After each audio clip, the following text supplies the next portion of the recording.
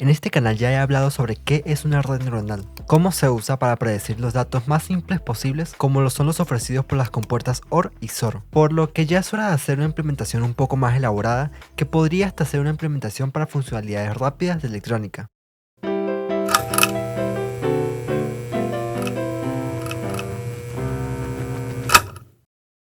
En este caso, hablaremos de una aplicación bastante sencilla de electrónica digital. Seguro, en algún momento has querido utilizar un display de 7 segmentos para representar los números que deseemos. Para hacer esto, existen alternativas bastante sencillas. De hecho, en YouTube se encuentran muchos tutoriales en los cuales, para hacer estos procedimientos, solo utilizan un conjunto de condiciones, en las cuales, si se presenta un valor de entrada, coloca en un estado de alto o bajo dos segmentos del display para formar el carácter correspondiente al valor de entrada. Por ejemplo, coloca una condición que dice que si el valor de entrada es un 0, se encenderán los segmentos del display A, B, C, D, E y F, mostrando así un 0 en el display 7 segmentos. Si se desea implementar un método más profesional, se puede plantear ecuaciones de Boole, obtenidas con los mapas de Carnot, aunque para ello se requiere conocimiento de electrónica digital. Ambos métodos permiten llegar al mismo resultado.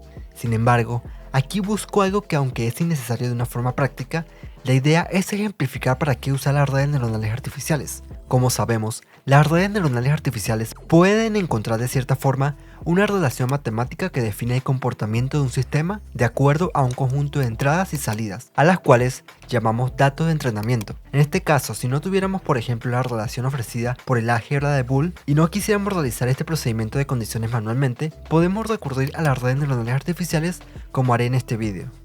La idea entonces es entrenar una red que al introducir los números en binario del 0 al 9 devuelva estos valores en formato de display 7 segmentos.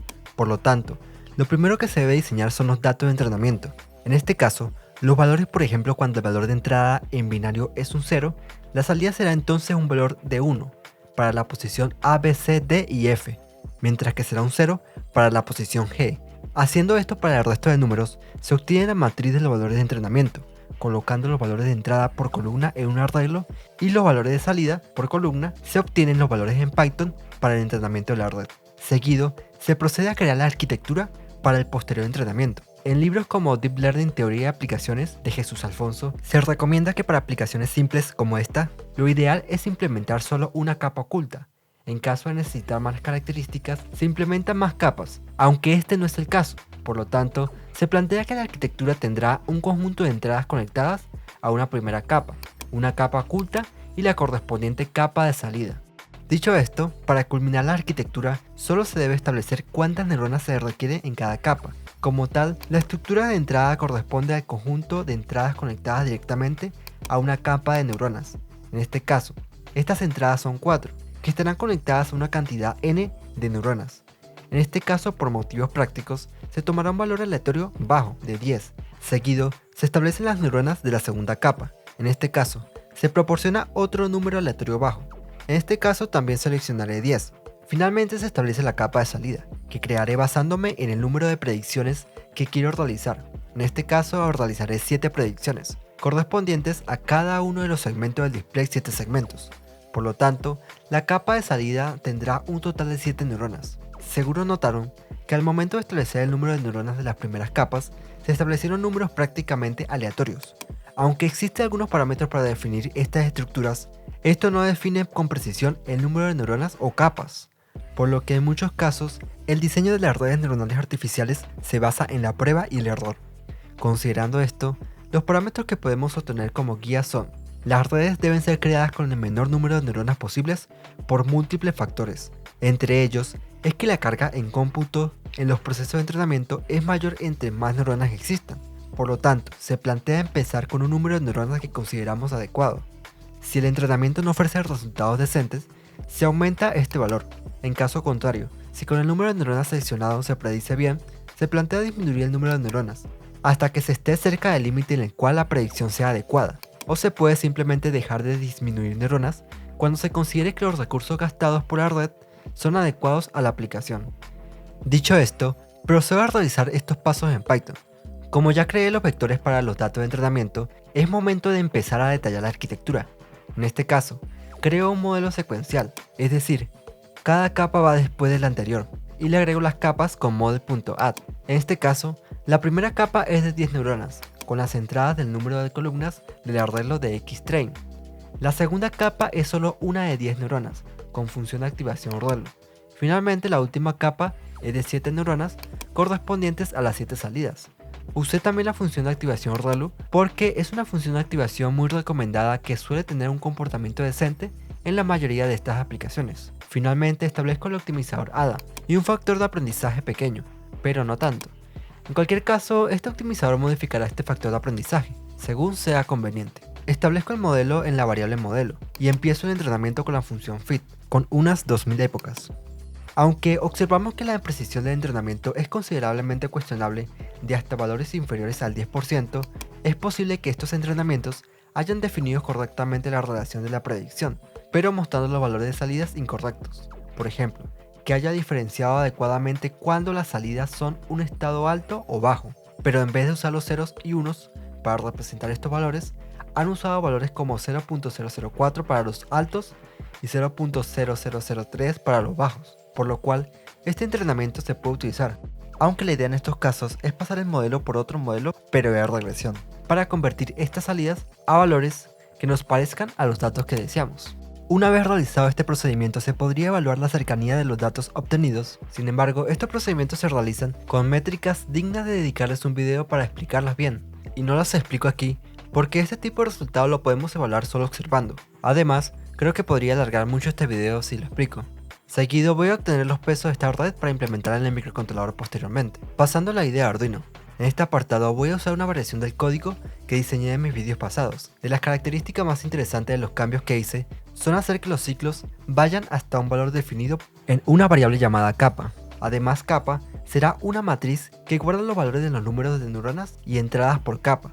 Por lo tanto, una variable llamada numCapa definirá qué fila de esta matriz se leerá para realizar la correspondiente configuración. De este modo, se puede reciclar la estructura de código modificando muy pocos nombres de variables, lo cual me permite reducir el tiempo al escribir el procedimiento de ejecución de una red neuronal en Arduino. Finalmente decidí establecer la función de activación en una función llamada función add, en la cual tiene como entrada un valor a aplicar la función de activación y una segunda entrada en la cual se define un tipo de función de activación. Esto para poder usarla desde la estructura del código que quiero que sea lo más parecida posible entre capas para que me sea fácil copiar y pegar. Por lo tanto, el código se compone por los valores de los pesos de toda la red, ofrecido por el valor impacto después de entrenar. Seguido, los correspondientes vectores en los cuales se guardarán las salidas de las neuronas de todas las capas. Se establece un vector de tipo float para las entradas, que como consideré será de 4 bits. Seguido, se establece la forma de la primera capa,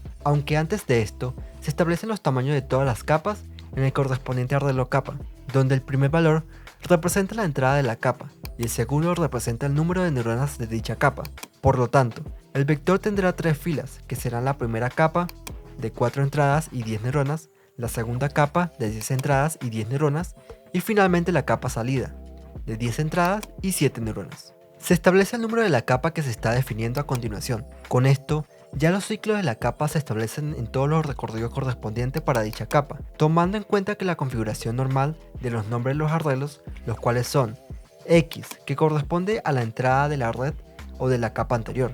Como es de la primera capa, entonces es de la entrada de la red. WN, donde N es el número de la capa. Se coloca B1 como los bytes de la capa 1. Finalmente, un arreglo Y en el cual se guardan las salidas de las neuronas de esta capa.